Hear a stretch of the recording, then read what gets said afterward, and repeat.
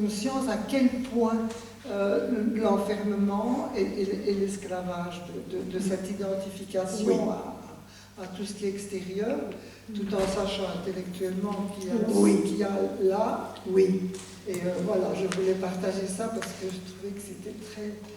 Et oui. que pour moi, enfin, je trouve que c'est énorme, ce changement-là. Et ça renvoie à la question du deuil. Et que...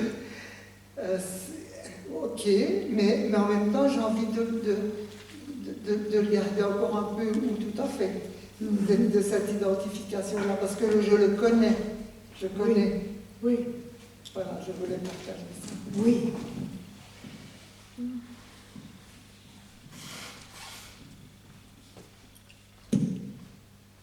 En fait, dès que je me prends pour quelqu'un, c'est-à-dire quelqu'un qui s'identifie au fait d'être un corps et un mental,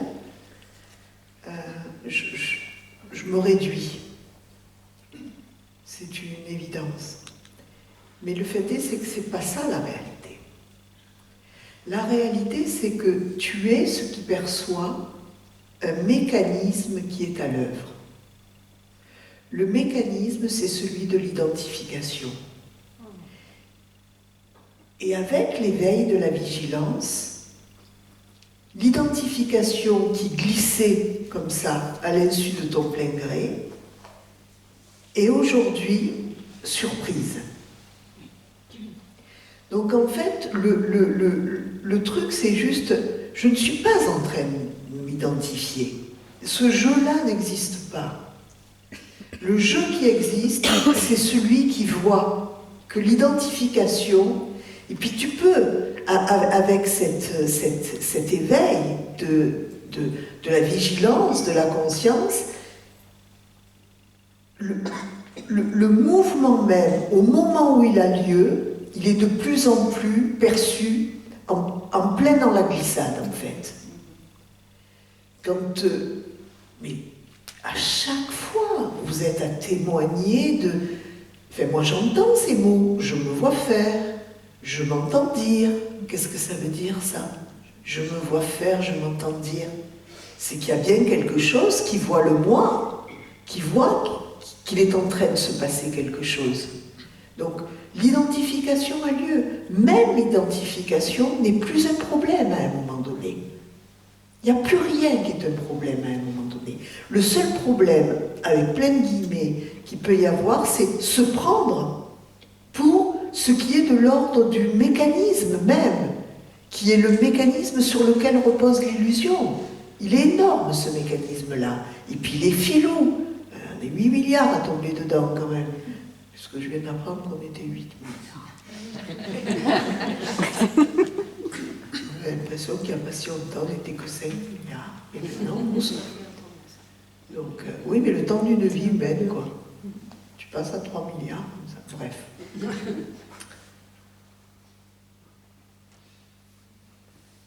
Donc, oui, l'identification, quand elle a lieu, quand effectivement je se réduit au fait d'être un corps, ben, il y a tout un tas de peurs et notamment la vieillesse et un petit peu plus loin la mort.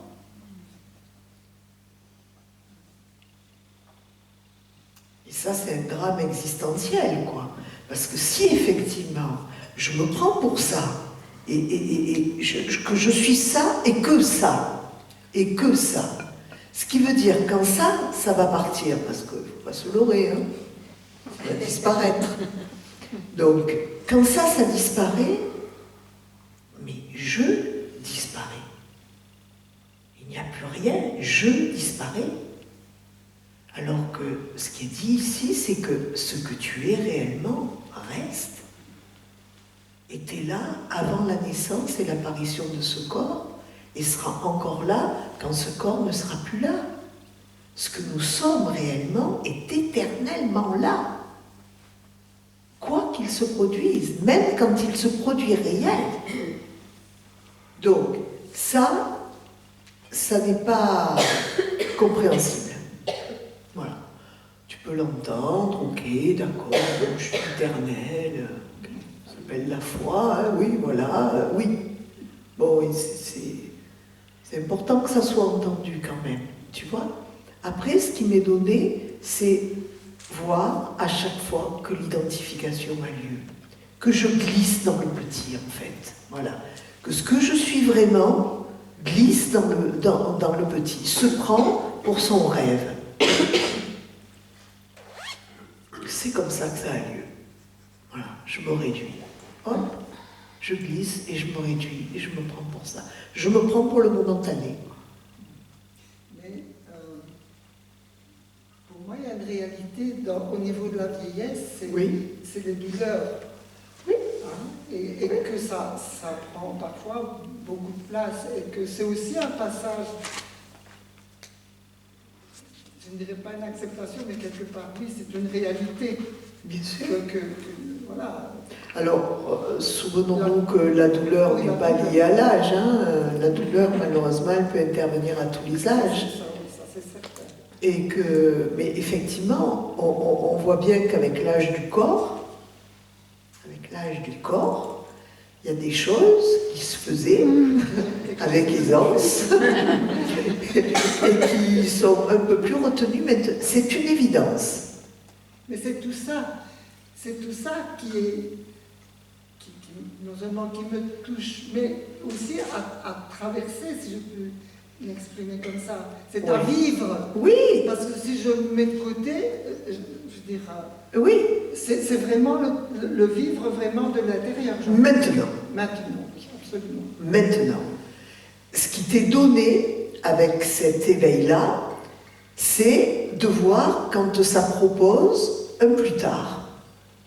Et donc, avec tous les scénarios qui vont avec, qui vont dire que ça va s'aggraver, que ça va rester, que ça se finit mal. Mais ça, ce sont les pensées qui t'amènent sur l'horizontalité temporelle, qui n'est pas la réalité, encore une fois. Hein? Quand on se réunit ici, c'est justement pour s'éveiller à la réalité. L'illusion, c'est bon, la réalité, c'est quoi la réalité? Et la réalité, le maintenant, donc, ne va pas se transformer ou apporter autre chose que ce que c'est en train de véhiculer là. Sauf que ça ne va pas t'entraîner dans une dimension psychologique de ce qui est en train de se produire. C'est tout, hein. C'est tout. Le miracle s'arrête là. C'est énorme. C'est énorme. C'est énorme parce que c'est ce qui fait que rien ne change et pourtant tout change. Alors, après Denise, ce que tu nous partages, merci, parce que ça nous parle à tous, quoi. Mais ça nous donne, ça nous enseigne, ça nous donne à voir ce que ça amène, l'identification. Elle a lieu et voilà jusqu'où ça va. Les angoisses, l'anxiété, les peurs, les croix, tout ça découle du fait de me prendre pour un objet. Parce que ça, c'est un objet. Ça apparaît du côté du monde objectif. Ça, comme tous les objets, ça apparaît et disparaît.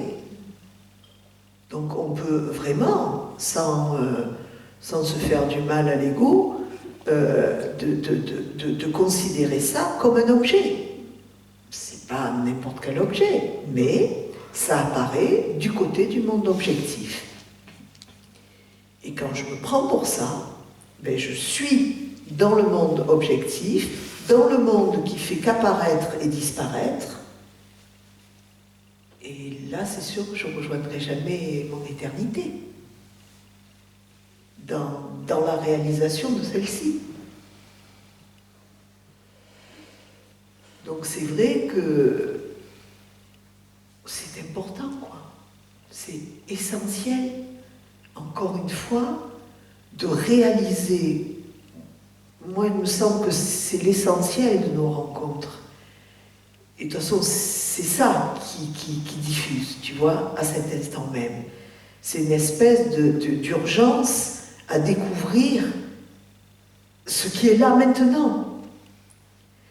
Quand va se trouver ce qui est toujours là, dans cette vie relative et manifestée, quand se trouve en soi ce qui est immuable, c'est le Graal. C'est ça. Ce qui ne bouge pas déjà maintenant, ce qui ne change pas déjà maintenant, ce qui n'est pas tributaire de quoi que ce soit maintenant, c'est ça.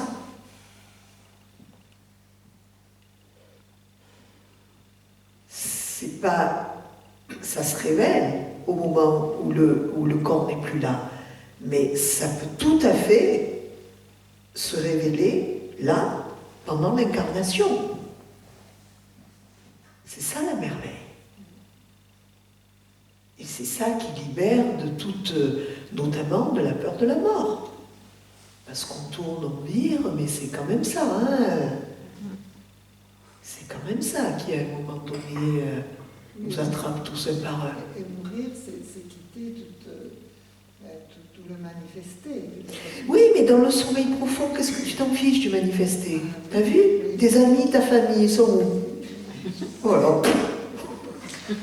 Le souci n'a lieu que dans l'état de veille.